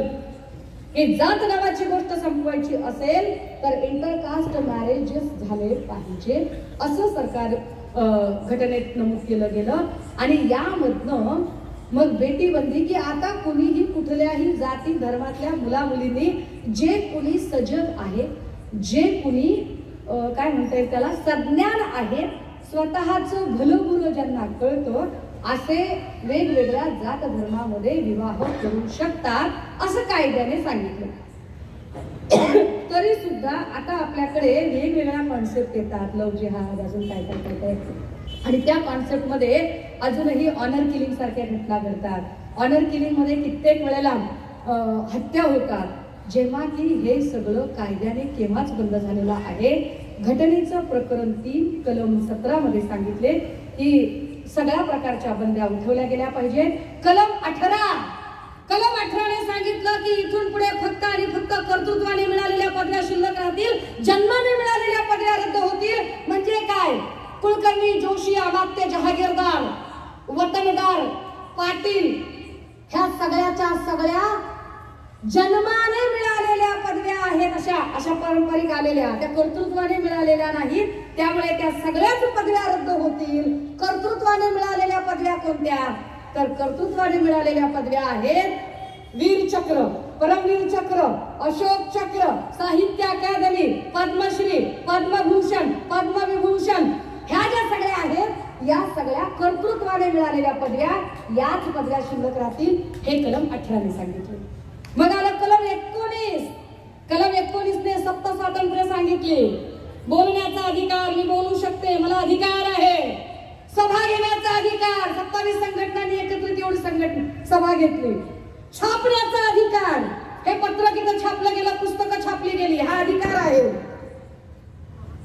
बोलण्याचा अधिकार, लिहिण्याचा अधिकार, छापण्याचा अधिकार, व्यवसाय करण्याचा अधिकार. कुणी कोणत्या जातीने कोणता व्यवसाय करावा. पूर्वी मनूचा कायदा सांगत होता की अमुक एका जातीच्या माणसाने अमुक एकच व्यवसाय केला पाहिजे. आता मनूचा कायदा शिल्लक नाही. ज्याचं जसं कर्तृत्व आहे तो व्यवसाय करू शकतो. अगदी ज्याला ज्या पद्धतीचं वाटेल. म्हणजे जी चातुर्वर्ण्य व्यवस्था होती की चातुर्वर्ण्य व्यवस्थेमध्ये शूद्रांनी क्षत्रियांच्या खाली असलं पाहिजे, क्षत्रियांनी लढाई करावी, वैश्यांनी व्यापार करावा, शूद्रांनी सेवा धर्म करावा. आता असं राहिलं नाही. जो कुणी आपली लायकी सिद्ध करतो, जो कुणी आपलं मेरिट सिद्ध करतो, जो कुणी बुद्धीने आपली प्रगल्भता सिद्ध करतो, अशा प्रत्येकाला आपल्या आपल्या रुचीनुसार आणि ताकदीनुसार तो अधिकार मिळेल. कलम 20, कलम 21 वेठबिगारीवर आले आणि त्यात सांगितलं की माणसाला तुम्हाला गुलाम करता येणार. कलम 22-23 स्त्रियांचा व्यापार करता येणार नाही, सक्तीचा वेश्या व्यवसाय, देहविक्री करता येणार नाही, सक्तीने कुणाला गुलाम बनवता येणार नाही. आणि त्याच कलम 21 मध्ये एक महत्वाची गोष्ट सांगितली की प्राथमिक शिक्षण सक्तीचे आणि मोफत असेल. मी खूप घाईने पुढे जाते कारण मला फार महत्वाचा भाग सांगायचा आहे. याच मध्ये कलम 32 सांगितले आणि सांगितलं की हे सगळी कलम जर तुम्हाला याच्यातलं काहीच मिळालं नाही किंवा एखादी गोष्ट मिळाली नाही तर according to article 32 you can appeal in Supreme Court. तुम्ही कोर्टात जाऊन याचिका दाखल करू शकाल. ते 5 प्रकारचे अर्ज तुम्हाला करता येतील, त्याला रिट पिटिशन म्हणतात. असे रिट पिटिशन तुम्हाला करता येतील. ज्याच्यामध्ये तुम्हाला परमादेश सारखा की एखादा उच्चतम पातळीवरून आदेश काढणे असेल, वेगवेगळ्या प्रकारचे तुम्हाला रिट कलम 32 ने सांगितले. पुढे प्रकरण 4 आलं, मार्गदर्शक तत्वे 36 ते 51. त्यातलं महत्वाचं फक्त 43-44 सांगते. पंचायत राज व्यवस्थेची जी देण आहे आपल्याकडे, जिल्हा परिषद, ग्रामपंचायत, पंचायत समिती, हे सगळं आपल्याला डायरेक्टिव्ह प्रिन्सिपल मध्ये मिळालं. डायरेक्टिव्ह प्रिन्सिपल मध्ये महिलांना आरक्षण किंवा महिलांना सत्तेचा सहभाग मिळाला पाहिजे याची नोंद होती. आणि डायरेक्टिव्ह प्रिन्सिपल मध्ये एक महत्वाची गोष्ट सांगितली होती की state should be take care of each and every's bread and butter. राज्याने प्रत्येकाच्या रोजीरोटीची काळजी घ्यावी. म्हणजे काय दादा हो, तर जो शिकलेला आहे त्याला नोकरी द्या, ज्याला नोकरी नाही त्याला उद्योगधंद्याचं भांडवल द्या, ज्याला उद्योगधंद्याचं भांडवल पण नाहीये त्याला रोजगार हमीचं काम द्या, ज्याला ते पण नाहीये त्याला बेरोजगारीचं भत्ता द्या. पण राज्यात कुणी उपाशी मरणार नाही याची काळजी घ्या. दादा हो, आता जरा थांबा. काय सांगितलं त्यांनी? शिकलेला त्याला नोकरी द्या, नोकरी नाही त्याला उद्योगासाठी भांडवल द्या, ज्याला भांडवल नाही त्याला रोजगार हमीचं काम द्या, तेही नसेल तर बेरोजगारीचा भत्ता द्या. पण राज्यात कुणी उपाशी मरणार नाही याची काळजी घ्या. 2014ची मोदीजींची भाषणं आठवा. 2014ला मोदीजी काय म्हणाले होते? ते असं म्हणाले, भाई और बहनों, ये जो कांग्रेस ने जो मुफ्त की रेवड़ी की है ना, ये मुफ्त की रेवड़ी हम बंद करेंगे. या मुफ्त की रेवड़ी नहीं चलेगी बोले. विचार करा, जे लोग बता 70 साल में क्या किया, तुझे सवाल पूछने लायक बनाया. 70 साल में क्या किया? तुझे सवाल पूछने लायक बनाया. 70 साल में क्या किया? अरे कोरोनाची एक लस तुम्ही दिली नाही तर तुम्ही सगळीकडे एवढी जाहिरात केली की लशीच्या प्रमाणपत्रावर तुमचाच फोटो छापून आणला. एक लस दिली तर 70 वर्षात काँग्रेसने 14 लशी मोफत दिल्या. 14 लस, एका माणसाला 14 लस. गोवर असेल, कांजणे असतील, ट्रिपल असेल, धनुर्वात असेल, बीसीजी असेल, किती लशी, पोलिओ असेल, 14 लशी एकेकाने घेतल्या. अरे ते 70 वर्षात घेतल्या. 70 साल में क्या किया? 70 साल में हमने 59 एयरपोर्ट बनाए जिसमें के आधे तुम बेच रहे हो. 70 साल में तुमने क्या किया? 70 साल में हमने ये किया है कि जिसकी वजह से अब कोई पोलियो से अपाहिज नहीं हो सकता, इतना सक्षम हमने बनाया है. 70 साल में क्या किया?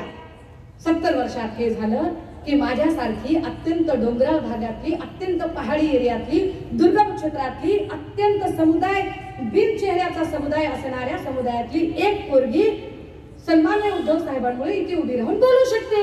हे 70 वर्षातलं फलित आहे. 70 साल में क्या किया? दादा हो, मोदी जी म्हणाले की मुफ्त की रेवड़ी नहीं बांटनी चाहिए, मुफ्त की रेवड़ी बांटी जा रही है.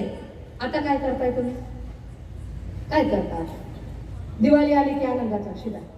अर्धा किलो रवा, अर्धा किलो मैदा, 1 किलो तेलाची बाटली, जनावर खाणार नाहीत अशा प्रतीचं अन्न. रमजान ईद आली की पुन्हा तेच. 1 किलो रवा, 1 किलो मैदा, 1 किलो चना डाळ, 1 किलो तेल, पुन्हा तेच. जयंती आली की ह्याचा दुसरा अर्थ कळतोय का तुम्हाला? माणसं काय करतात यापेक्षा माणसं काय राखून ठेवतात हे शोधणे म्हणजे राजकारण. परंतु रोजगारावर बोलत नाहीत. डायरेक्टिव्ह प्रिन्सिपल मध्ये कलम 43-44 आणि जी मांडणी आहे त्यात सांगितलं की तुमच्या रोजगारावर बोललं पाहिजे, तुम्हाला रोजगार मिळाला पाहिजे. दादा हो, अजून जरा पुढे जाऊया. मी डायरेक्ट उडी मारते आणि जरा पुढच्या कलमावर जाते. मी जाते कलम 340, 41, 42. कलम 340 हे ओबीसीच्या साठी एक आयोग करायचा म्हणून नेमलं होतं असावं, यासाठी कलम 340 आलं. 41 एसटी साठी आलं, 42 मग एसटी साठी आलं. अशा पद्धतीने एससी एसटी ओबीसीच्या आरक्षणाची तरतूद झाली. मग आलं कलम 368. कलम 368 काय आहे तर घटनाकर्त्यांनी सांगितलं की जर आम्ही इतक्या काळजीनं ही घटना लिहिली, बाबा आम्ही लिहिली एवढ्या काळजीनं, पण तुम्हाला असं वाटलं की ही घटना तुम्हाला मान्य नाही तर तुम्ही बदलू शकता. काही भाग तुम्हाला काढून टाकायचा, काढून टाका. नव्यानं ऍड करायचा आहे, ऍड करा. कसं करता येईल? कलम 368 क नुसार. कलम 368 क घटना दुरुस्तीची पद्धत. काय असते घटना दुरुस्तीची पद्धत? त्या पद्धती आहेत 3. कलम 368 अ, कलम 368 ब, कलम 368 क. आता या 3 पद्धतीतली एक एक पद्धत नीट समजून घ्या, कारण हा खरा घटनेचा गाभा आहे. कलम म्हणजे सगळे लोक म्हणतात ना संविधान धोक्यात आहे. आमच्या आदरणीय चित्रताई म्हणाल्या संविधान धोक्यात आहे, संविधान धोक्यात आहे. धोक्यात आहे म्हणजे काय आणि वाचवायचंय म्हणजे काय करायचंय हे समजलं की आजच्या दिवसाचं सार्थक झालं. हे समजलं पाहिजे. कलम 368 अ म्हणजे साधी दुरुस्ती. साधी दुरुस्ती म्हणजे काय तर आज घडीला आपल्याकडे लोकसभेमध्ये 543 खासदारांची संख्या आहे. 543 खासदारांची संख्या ही 1971च्या जनगणनेनुसार आहे. 1971 ला आपल्या देशाची जनगणना, आपल्या देशाची लोकसंख्या ही साधारणतः 65 कोटी होती. 65 कोटीवर आपण 543 खासदार दिले. आता विचार करा आज घडीला या देशाची लोकसंख्या 130 कोटी आहे. जर 65 कोटीवर तुम्ही 543 खासदार दिले तर 130 कोटीला 1000 प्लस खासदार करावे लागतात. ही फॅक्ट आहे आणि तर न्याय होणार आहे. आता अजून जरा पुढे जाऊया. कलम 368 अ असं सांगतं की समजा 543 पैकी 200 खासदार हजर आहेत, 200 आणि त्यातल्या 101 लोकांनी यस म्हटलं तर नियम बनवू शकतो. त्याला म्हणतात साधी दुरुस्ती. कलम 368 ब काय आहे की सभागृहातल्या 543 पैकी एखादा प्रस्ताव टाकला आणि 272 खासदारांनी यस म्हणायची गरज असेल. असं कधी होतं? 2 राज्यांचे, 2 नद्यांचे, 2 धरणांचे, 2 सीमांचे जेव्हा प्रश्न असतात, उदाहरणार्थ कर्नाटक महाराष्ट्र सीमा प्रश्न आहे, बेळगावचा सीमा प्रश्न आहे, अलमट्टी धरणाचा वाद आहे, नर्मदा किंवा कावेरीचं पाणी कुणाला द्यायचं हा प्रश्न आहे. तर असे प्रश्न हे कलम 368 ब ने सुटतात, कारण सभागृहात 272 खासदारांची दुरुस्ती लागते. आणि तिसरं काय आहे कलम 368 क म्हणजे काय तर अतिविशेष दुरुस्ती. अतिविशेष म्हणजे काय तर वर 543 पैकी किमान 272 खासदारांनी यस म्हटलं पाहिजे आणि खाली जे आपली 35-36 राज्य आहेत त्यातल्या निम्म्यापेक्षा अधिक घटक राज्यांच्या असेंब्लीने, अर्थात आमची जी राजेंद्र दादांसारखी जी माणसं आहेत अशा सगळ्या अर्ध्या अधिक आमदारांनी यस म्हटलं पाहिजे तर दुरुस्ती होऊ शकते. त्याला म्हणतात अतिविशेष दुरुस्ती. आता ही अतिविशेष दुरुस्ती कधी करतात? ही पद्धत कधी असते बरं? तर ही पद्धत असते दादा हो जेव्हा घटनेची चौकटच बदलायची असते तेव्हा. आता घटनेची चौकट कशाला म्हणतात बरं? चौकट कशाला म्हणायचं? हा एक कागद आहे, याला 4 कोपरे आहेत. चौकट कशाला म्हणायचं घटनेची? तर हे 4 नियम सांगितले. कुणी सांगितले? ते घटनातज्ञ के डायसीने सांगितले, नानी पालखीवालाने सांगितले, बाबासाहेब आंबेडकरांनी सांगितले आणि सुप्रीम कोर्टाच्या जजमेंट मधून आले. काय सांगितले त्याच्यामध्ये? 4 कोपरे सांगताना सांगितलंय. पहिलं India that is a Bharat. या देशाचं नाव काय असेल? मोदीजींना सध्या इंडिया नावाची अलर्जी झाली, पर जितेगा तो इंडिया ही. India that is a Bharat. या देशाचे नाव India that is a Bharat असेल ते कुणालाही बदलता येणार नाही आणि ते बदलायचे असेल तर वर 272 खासदार आणि खाली निम्म्यापेक्षा अधिक घटक राज्यांच्या दुरुस्त्या लागतील. दुसरं मूलभूत हक्कांशी संबंधित कायदा करायचा असेल तर.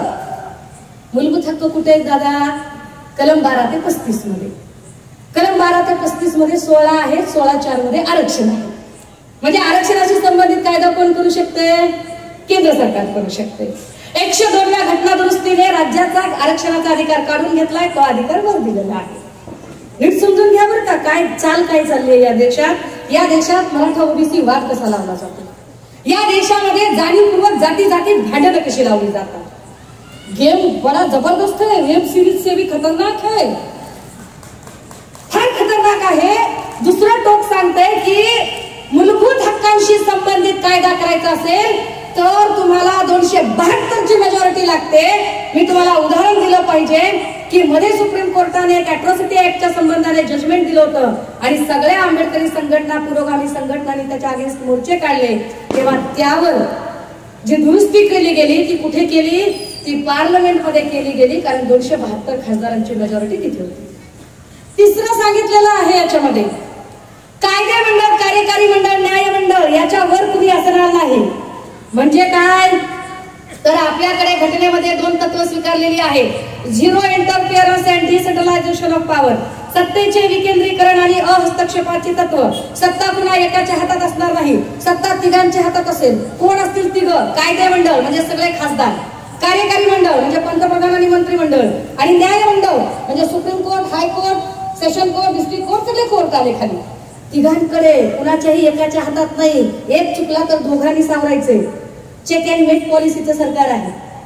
राजे हो, त्याच्यावर कुणाला बसवता येत नाही. बसवायचं असेल तर वर 272 आणि खाली निम्म्यापेक्षा अधिक घटक राज्य लागतात. असं कधी झालं का? तर असं झालं. कधी झालं होतं?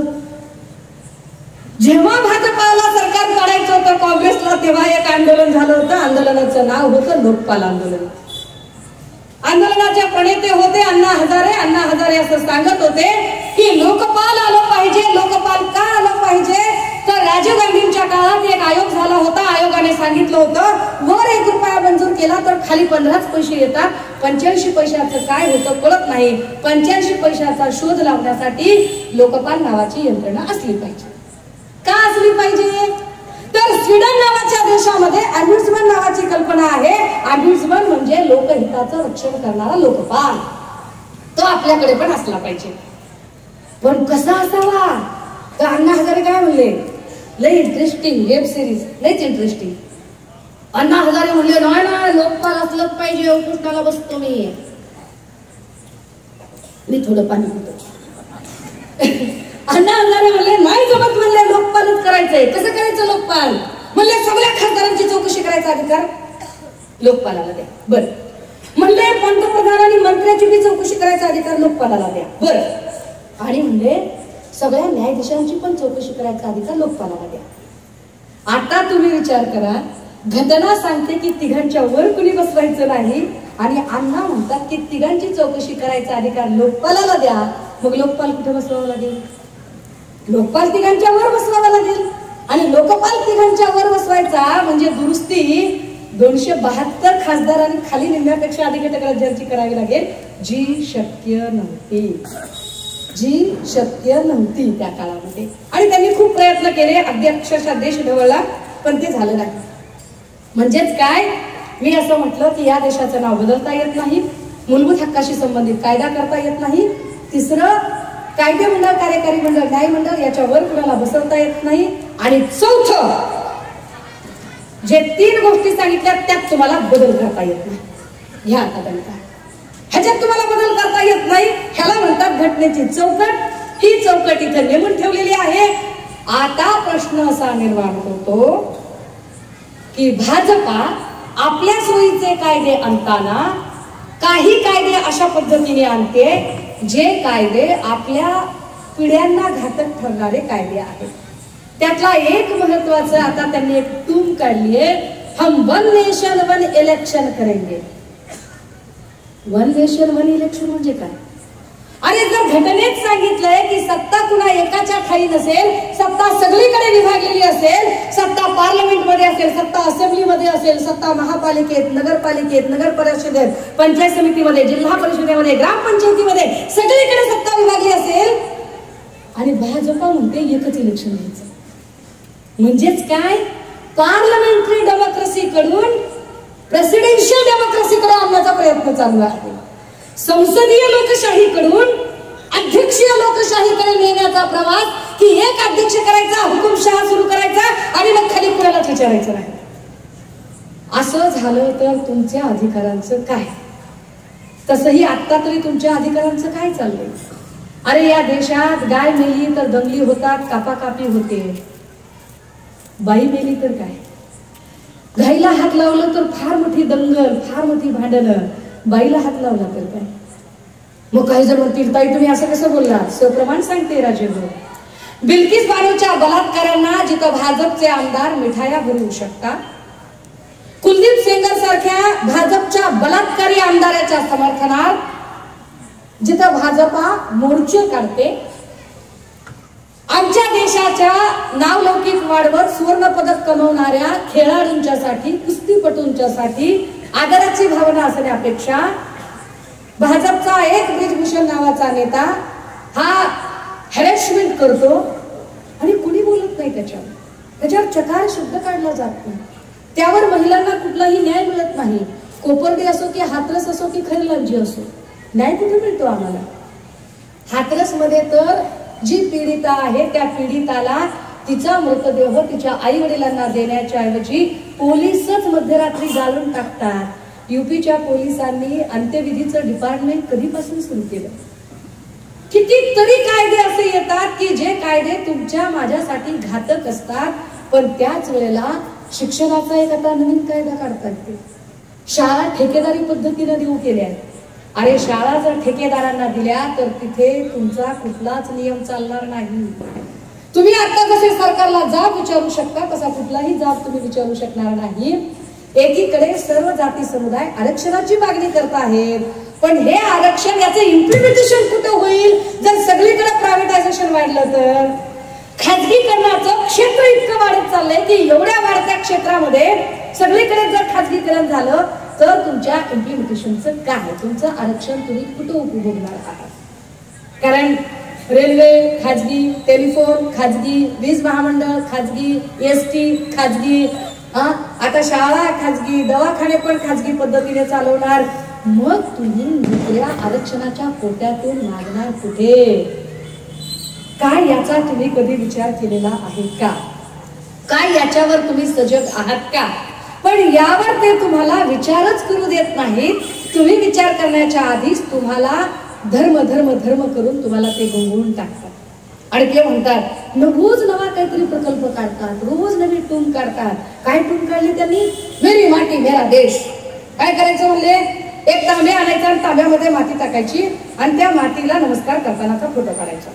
मगाशी मला कोणीतरी एक कॉलेजचे प्रिन्सिपल भेटले आणि ते म्हणाले की आमच्या सुद्धा कॉलेजमध्ये आम्हाला परिपत्रक काढले आणि सांगितले की मोदीजींच्या कार्यालयाला असे फोटो पाठवले पाहिजेत, कारण ते मेरी माती मेरा देश.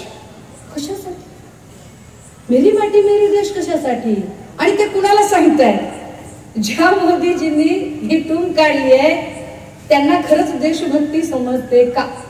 कारण देशभक्ती समजत असेल तर त्यांना समजलं पाहिजे की इंदिरा गांधी असतील किंवा राजीव गांधी असतील यांना असे मेरा माटी मेरा देशचे नकली कार्यक्रम करण्याची गरज पडली नाही, कारण त्यांचं रक्त या मातीत शब्दशः मिसळलं. तुम्ही एखादा अग्निपंख अग्निशिखा नावाचं एखादं काहीतरी योजना काढता आणि इथल्या सैनिकांच्यासाठी कंत्राटी भरती काढता. तुम्हाला काय कंत्राटी भरतीचं ते महत्व कळणार आहे? तुम्हाला सैनिकांचं महत्व काय कळेल?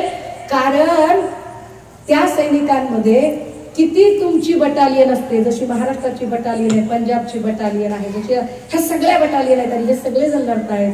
किती तो तुमचे लढतायत? कारण तुमची माणसं सगळी व्यापारात व्यस्त आहेत. आमची माणसं लढतात, आमची माणसं सीमेवर.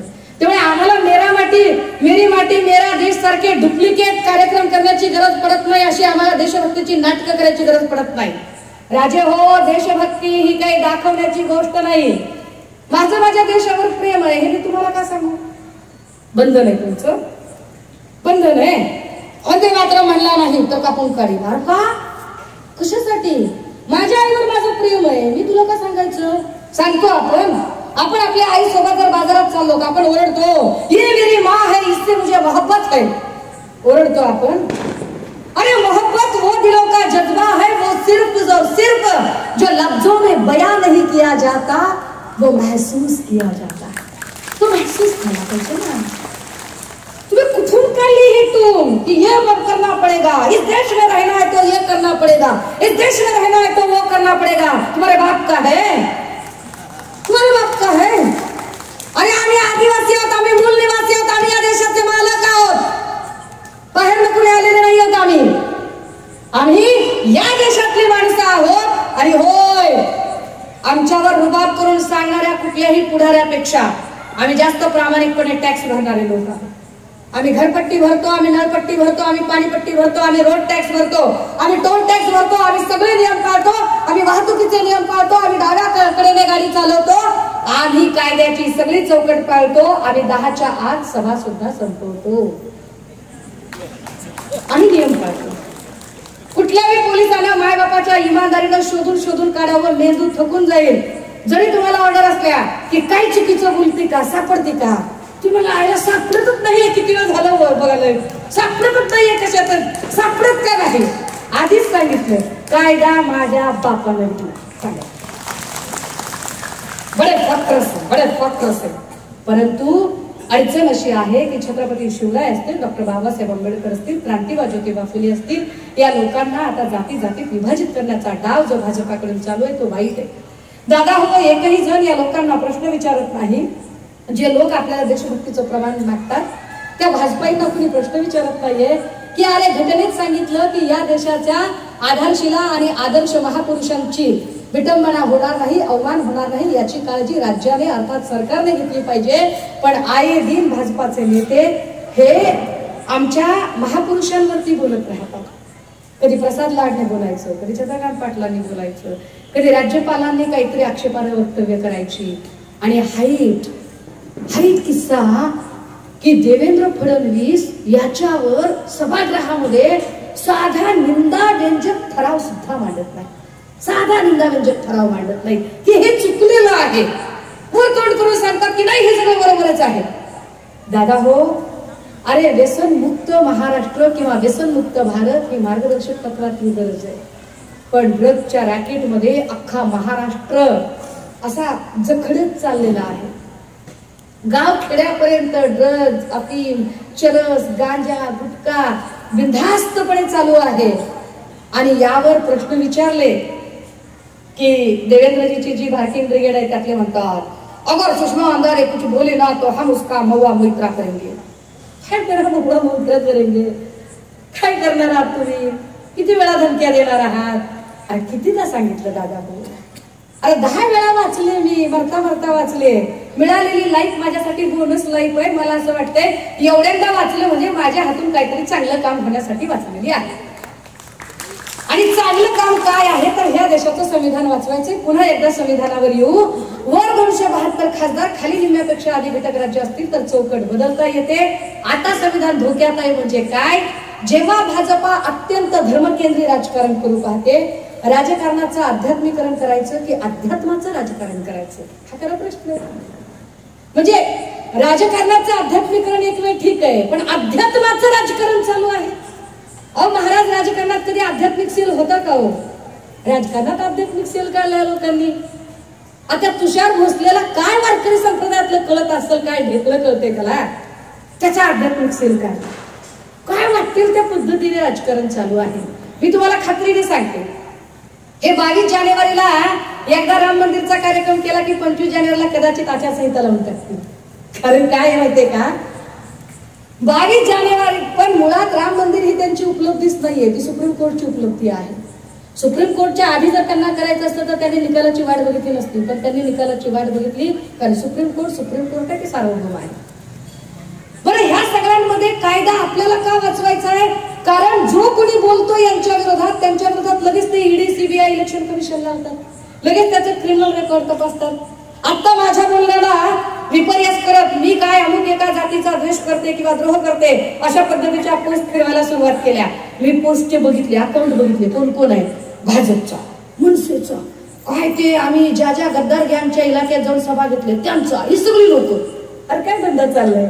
जो कोणी विरोधात बोलेल लगेच त्याला ईडी तरी लावायची, सीबीआय तरी लावायची. आता सुषमा अंधारला ईडी पण लावता येत नाही, सीबीआय पण लावता येत नाही, कॅरेक्टर पण काही बोलता येत नाही, खरेदी पण करता येत नाही, घाबरत पण नाही.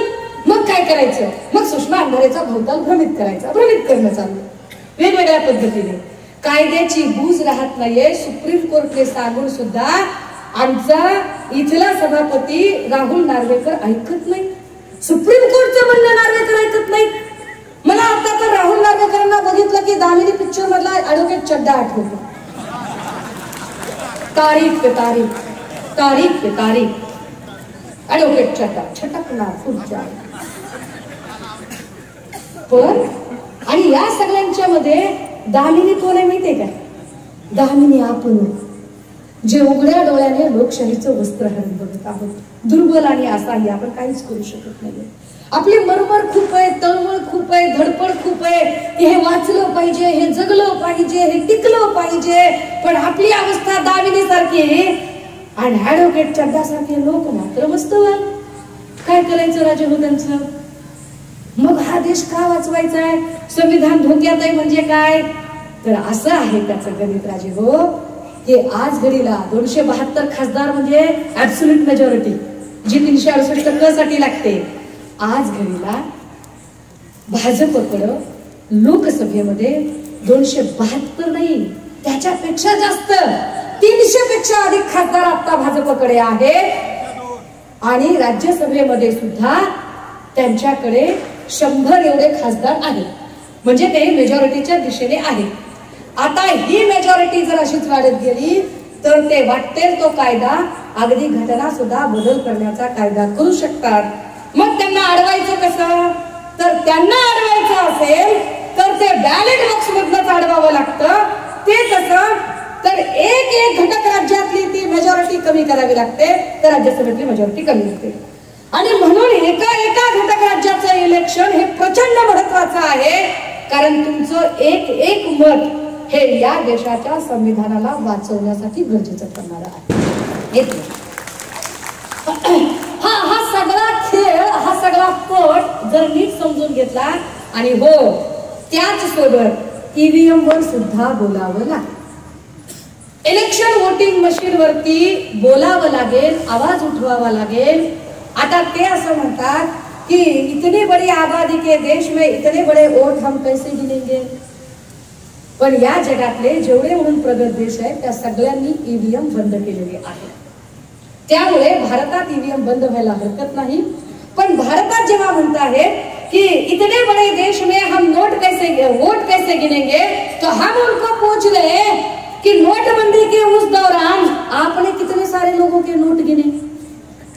130 कोटी देश, अरे एका माणसाच्या करोडो नोटा मोजल्या ना तुम्ही.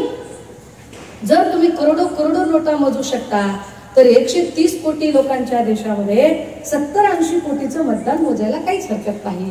अगर आप हमारे नोट गिन सकते हो तो आपको हमारे वोट गिनने ही पड़ेंगे. हे ठामपणे त्यांना सांगावं लागेल.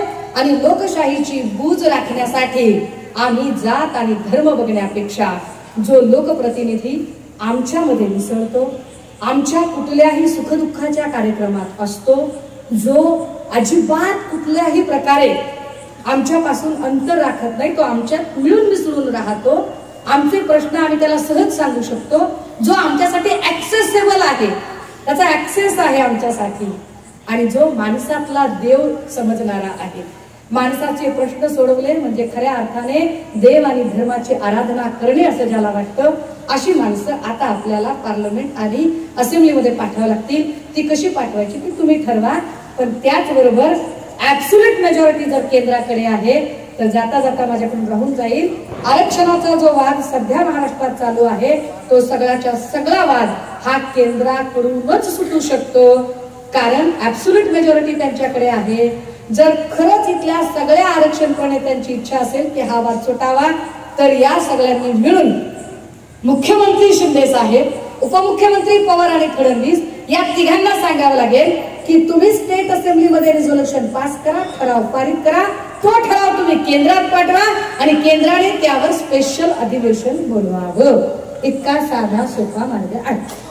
पण यावर फडणवीस काहीच बोलत नाही. कारण फडणवीसांना जाणीवपूर्वक एकूण भाजपाला दंगली घडवायच्या आहे. ज्यांनी हिंदू मुस्लिम दंगली घडाव्यात अशी इच्छा म्हणून व्यक्त केली, जनाक्रोश मोर्चाच्या माध्यमातून कोल्हापूर असेल, सातारा पुसेसावळी असेल, अकोला असेल, संभाजीनगर असेल, अहमदनगर असेल, या सगळ्या ठिकाणी हिंदू मुस्लिम दंगली होतील अशा पद्धतीचं वातावरण निर्माण करण्याचा प्रयत्न केला. पण त्या दंगली झाल्या नाही. कारण मुस्लिम भाऊ प्रचंड समंजसपणे आणि संयमपणे व्यक्त झाला. अत्यंत समजदारीने त्यांनी प्रतिक्रिया दिल्या, त्यामुळे त्या दंगली झाल्या नाही. आता त्या दंगली होत नाही तर नवीन प्रकारे वातावरण खराब करण्याचा प्रयत्न केला जातोय. आता मराठा विरुद्ध ओबीसी वाद पेटवला जातोय आणि असा वाद पेटू नये ही भूमिका मी आधीपासून म्हणते, आत्ताही म्हणते की मराठा ओबीसी हा वाद न पेटवता फडणवीसांनी, कारण त्यांच्या पक्षाकडे आहे म्हणून फडणवीसांनी त्यांच्या पक्षाकडची जी ताकद आहे केंद्रातली, ती ताकद हा प्रश्न सोडवण्यासाठी वापरली पाहिजे. आणि होय, कधी कधी बहुमताची लोकशाही सुद्धा हुकुमशाहीच असते. कधी कधी बहुमताची लोकशाही सुद्धा हुकुमशाहीच असते.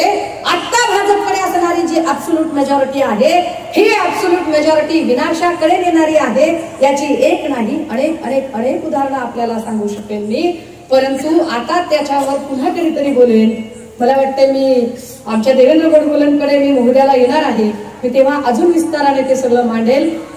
परंतु तुर्तास मला जेवढं शक्य होतं तेवढा कायदा सोपा करून सांगण्याचा प्रयत्न केला.